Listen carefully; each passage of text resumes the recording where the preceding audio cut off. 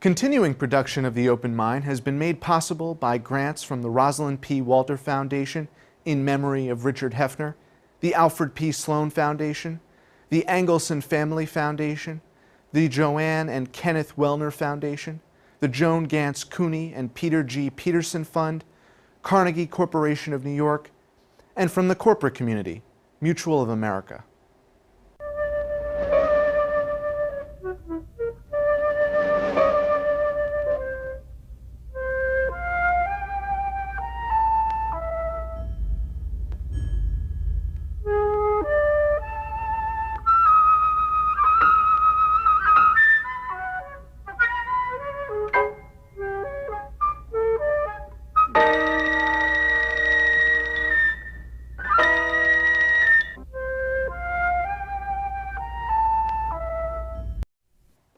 I'm Alexander Heffner, your host on The Open Mind.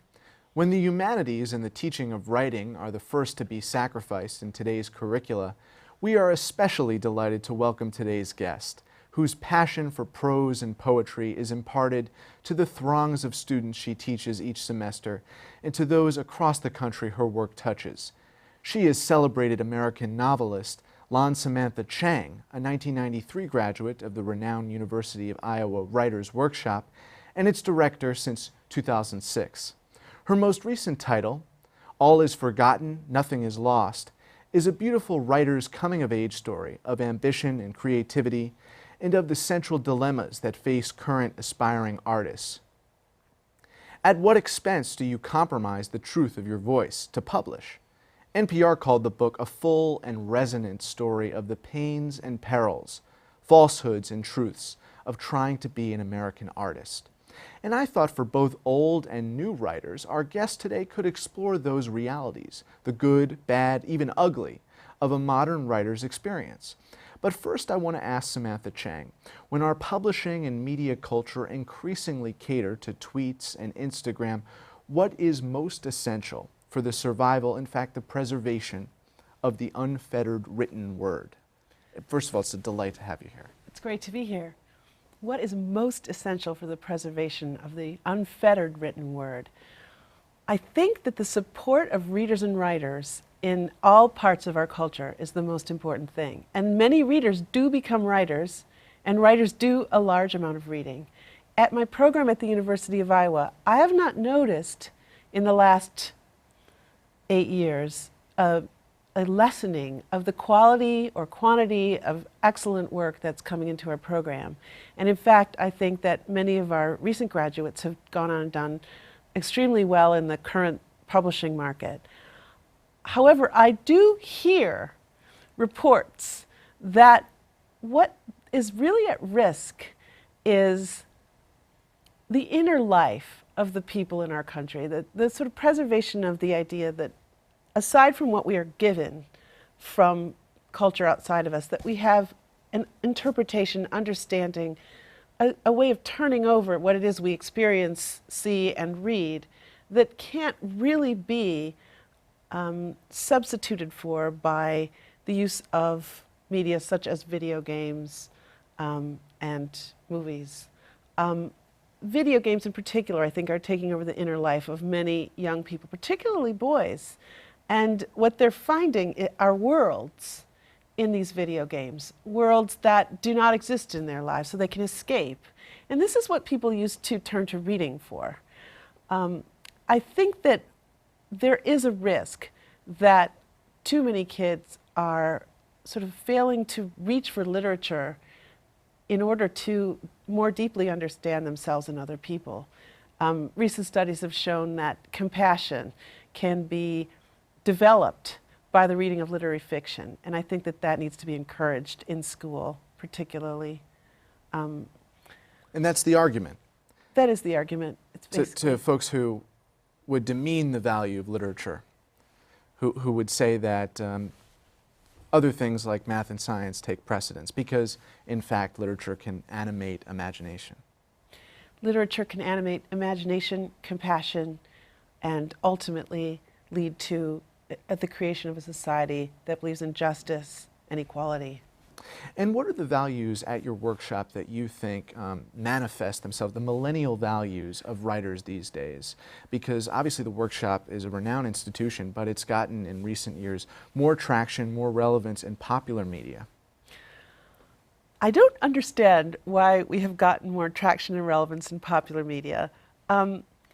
We have students who are not simply aged 23, but go all the way up into their 60s and 70s.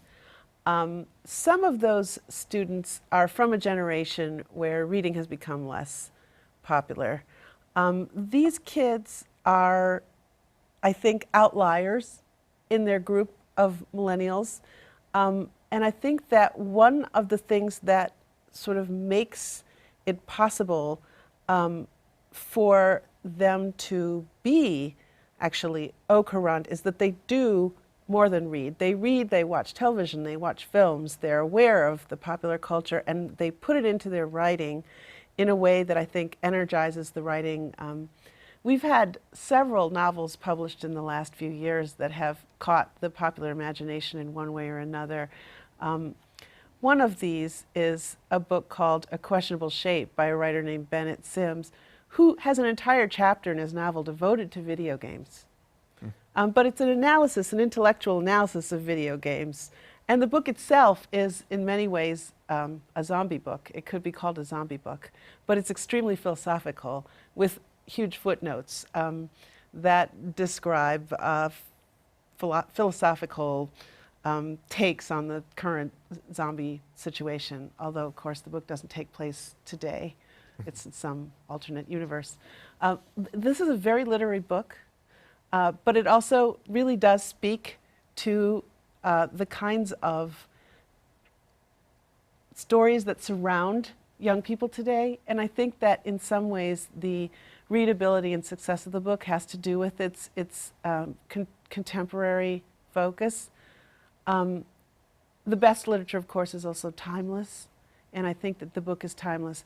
We have most recently won the Booker Prize. We have not won, but one of our graduates has won the Booker Prize for a book that takes the astrological sort of zodiac and structurally sort of manages the history of New Zealand through this time frame. The book begins with long chapters, and then the chapters get shorter and shorter the way the moon gets smaller and smaller.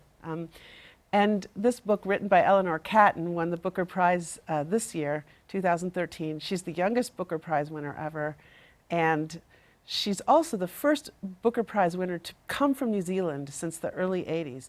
And one of the reasons I think that our program stays relevant is that we've become increasingly international. So the world has changed. I think our program has changed. We are extremely interested in literature from many different aesthetics. Our student body in the fiction program has become increasingly diverse culturally. We also have opened our gates to writers from all over the world. And overall, it's a very exciting place to be right now. And I think that some of that pleasure and shimmer of being in the place in the middle of the Midwest has caught on, and people are becoming aware of it. By popular culture, I assume you mean the two television shows on catering to very different markets that have both ended their season cliffhangers by admitting their protagonists to our program. Well, and I wonder if the protagonists know the challenge they're up for. Why don't you talk a little bit about the evolution of the workshop, because you were a student there, now you're the director.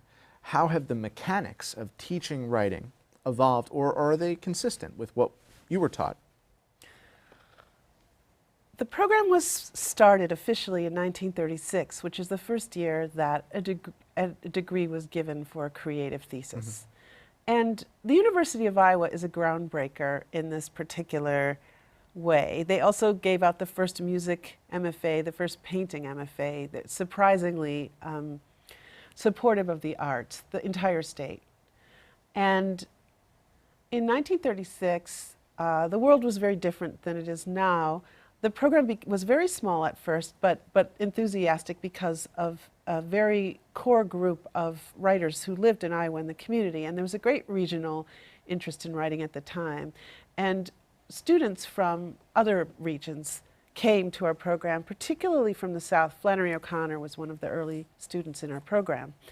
And because it was the first, so unusual, many really wonderful writers came in its early stages and established a legacy that continues to today. So, for example, Wallace Stegner, an Iowa-born person, came to our program. As I said, Flannery O'Connor, Rita Dove came through our program. Sandra Cisneros, although she said she had a terrible time. A lot of people from many walks of life came into Iowa City and created a community that over the years has merely become sort of richer and more diverse in terms of what kinds of writing are taught and who is taught. And beyond the practice of writing, do you attempt to instill in your students and then your graduates, beyond the sense of community they experience, the virtue or sensibility of some of the values we've talked about? I do. I believe, actually, that my predecessors as directors did as well. For example, Frank Conroy, who was my teacher and the director before me, Frank believed that the most important thing had to do with the text, the actual work. And in that way, I think he had a very high standard for literature and for what it could do and what it could mean. Frank would really zero in on exactly what was being said, you know, the exact syntax and you know, all kinds of like very precise details in what was being read. And there was a high ideal there that I think the program has carried for decades.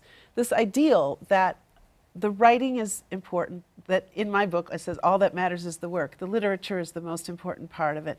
What can you make? You know, it doesn't matter who you are, it doesn't matter how much money you have, it doesn't matter where in society you've come from, you can tell a story. And in that way I think that there was a democratizing force at work in the program.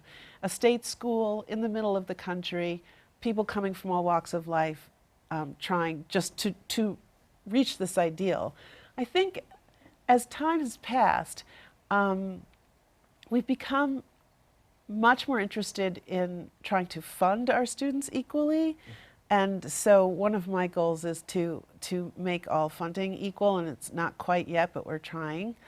And another thing that I think is an ideal of mine, of course, is to increase and maintain a diverse student group and to make sure that the writing that they do is aesthetically diverse, so that we don't have a million people coming in and we put our stamp on them and tell them how to write, and then they leave writing the way we want them to write. That's not what we do. Well, from zombies to New Zealand, it sounds like ingenuity is, and that extreme level of creativity is a binding force. I think ingenuity and creativity are the binding force. I think the students are able to appreciate it when they see it in each other, and that we encourage it. And that seems like the dynamic that you would not only want to facilitate in your setting, but in secondary school classrooms. What is your sense of how teaching the core and the increased standardization of testing, how have those forces impacted how writing is practiced at a different level, at the secondary school level? Absolutely. My problem with testing is that the same things are being read and taught everywhere, and that they're answers to those questions that are being promulgated by the teachers who must do it because they're being paid to do it and because they're required to do it, so that everyone is taught that there's an answer and that they have to take the test. They begin to see things the same way. And that's not what literature is about at all. Literature is about the opposite thing. 8 people could read a piece of work and see 8 different things in it. And the richness of the work is important. And it's especially important that people be able to read and form their own opinion and have an open mind about everything that they see, not to simply close it and say, here's the answer. I think that one of the most important things that our society can do is to train its it's young people to think that way, not to assume that there's a right answer, because as we know, the world is changing, and in the next 30 years, the climate will change, our society is going to change, things are going to change faster than we can imagine. So we can't prepare them simply to know the right answer anymore. We need to prepare them to think creatively. And analytically, to the extent that we can facilitate that environment where there can be some level of accountability for teachers and at the same time foster this climate of openness and awareness, coming from the perspective of academia, but having a rich insights into all degrees and calibers of academic performance and academic involvement, where does the future lie? Because there are these camps, and they're very galvanized. Can you describe the camps? The pro-testing camp, Oh, the and pro-testing. in the creativity camp. I don't know that I would necessarily couch it solely in that way, but you're sacrificing, admittedly, you say yourself, a degree of not only flexibility in your curriculum, but the very ideals that you so cherish when you do impose a testing regime. So where can you find that balance, and can your workshop help to hone in on what that balance will be? Because this is a very robust and sometimes acrimonious debate that's occurring throughout the country, in school districts in New York and across the country. Of course, it's important for everyone to learn to read, and I understand that if students are sort of brought up to speed, that one of the ways of measuring whether they're where we want them to be is by testing them. I understand that. I think at a certain point it becomes completely unimportant, and that the individual work they do and what they gain out of it and how they learn to think is not easily measured through a test. My program, I'm a lucky person. I'm in academia, but my program is free in many ways. We don't have grades. We have only a few required classes of our students, and all of this is designed to foster not only creativity, but focus on the projects that they are most interested in. Moreover, And given the results, that seems like a practical model. it is a practical model. It So there works aren't for two us. camps after all. There No. is, and not that it's a creativity camp or an anti-testing camp, but it's a camp that I think you define so precisely that needs to get traction. I will say this about our program. We admit fewer than 3% of the fiction writers who come to our program, and we also have hundreds and hundreds of poets who apply to our program. So we are working with a very elite group. By the time our students arrive in the classroom on their first day, they've been chosen out of a large group. They're talented, they're gifted, they can all read really well, and they all love books. So we're working with the cream of the crop, and in that way I think that there may be other programs that have to have more required classes and cannot base their curriculum on ours. So if we can't turn the page just sitting here on the testing regime that's occurring throughout the country, you could shed light beyond what you did in the two books of examples of authors in your program. Shed light on this question of the values that are shared within that cohort, and how you see them perpetuated in the future. So the values of your students as writers, do they look at themselves in the mirror and have certain obligations and certain burdens that they place on themselves as writers?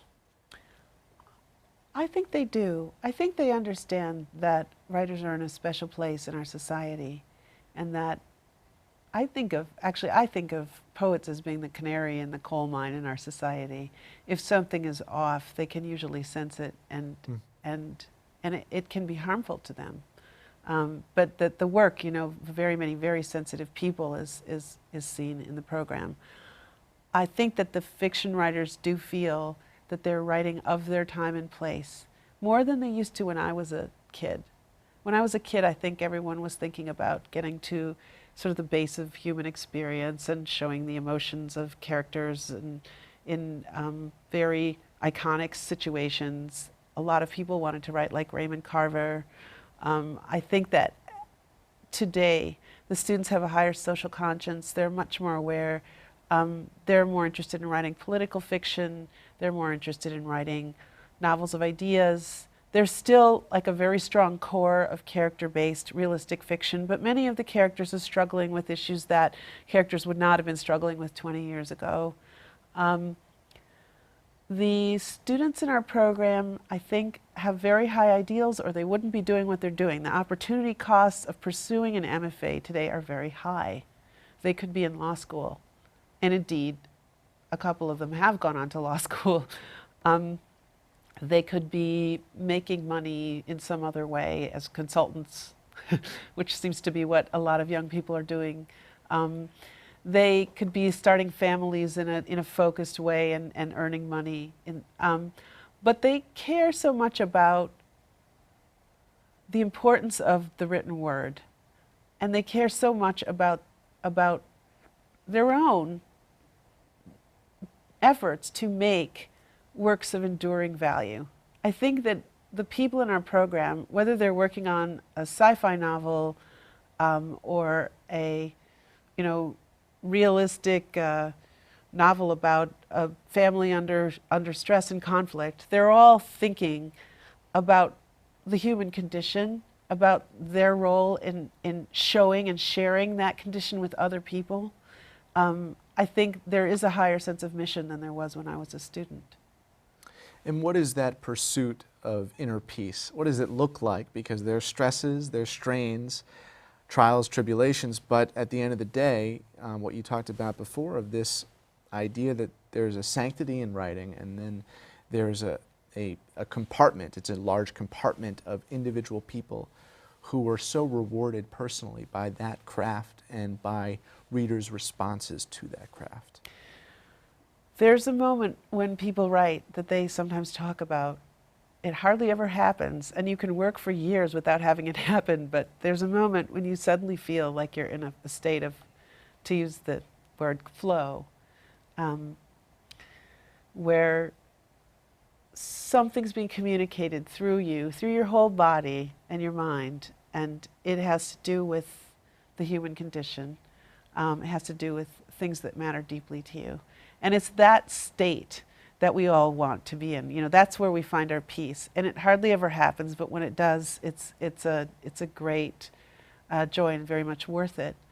You were saying something else at the beginning of your question when you talked about inner peace, and then you talked a little bit more about... I was just wondering what that evolution or that journey looks like of a writer, because finding that inner peace can be difficult, but once you do have that epiphany, as you were describing, then it really gives you a sense that your writing can work towards some larger end, whether that's a civic purpose or combating any number of crises that we face as a society. And you mentioned before that students in your program have maybe a keener awareness of all these intersecting problems, the absence of affordable or good health care, the hungry people in this country, problems here at home that have not been solved for decades. So I'm wondering, as you undertake a personal journey and you kind of take a look out into the crowd of humanity, what is that experience like? I think the personal journey for our students is very much that they start writing either with very high ideals in mind or very personal goals in mind. Mm-hmm. So they want to express themselves, or they want to do something beautiful, or they want to describe a problem or a society. One of our students right now, his name is Nicholas Richards, is from Jamaica, and he's writing about a part of Jamaica that he only saw after he had become a reporter in college and realized that there was great, great poverty. And he did a lot of research and is working on a novel about it that may take him many years. But I think that there was a sort of sense of personal mission that he gained over time from seeing the world. This is why people say you shouldn't try to be a writer until you're a little older, because you start to experience. Is that valid? I wish I could say it were absolutely true, and that old people were the best writers of all, and that no one should start writing until they're 79. But the fact is, there are many extremely gifted young writers. I usually suggest they take a few years out of college before they come to our program. For that richness of experience. For richness of experience, but also to get a sense of themselves so that when they come to the program, they're no longer a student. They don't define themselves as a student. Even though we're housed in the academy, we were the earliest degree granting program and one of the earliest sort of workshop settings in the academy. And so there's very much that survives in our program that comes from way back and is about not being in the academy. Do you see what I mean? Even though we're housed there and they're our umbrella corporation, as people say, we have a long enough history of being outside of the academy that we try to preserve some of that. And I think that it helps writers to have an identity that is not student-based before they come in. Because if their identity is not student-based, then they bring a different set of values into their work. We're running out of time, but I want to just ask you very quickly, are you going to impart that wisdom of the importance of workshopping as opposed to strictly didactic teaching? Are you going to continue to make that your mission? It is. I think it is a mission of mine. I don't think of it as my central mission, but I think it is a mission of mine. Well, Samantha Chang, I want to thank you so much for joining the Open Mind today. It's a real pleasure. And thanks to you in the audience. I hope you join us again next time for a thoughtful excursion into the world of ideas. Until then, keep an open mind. Please visit the Open Mind website at 13.org/openmind to view this program online or to access over 1,500 other Open Mind interviews.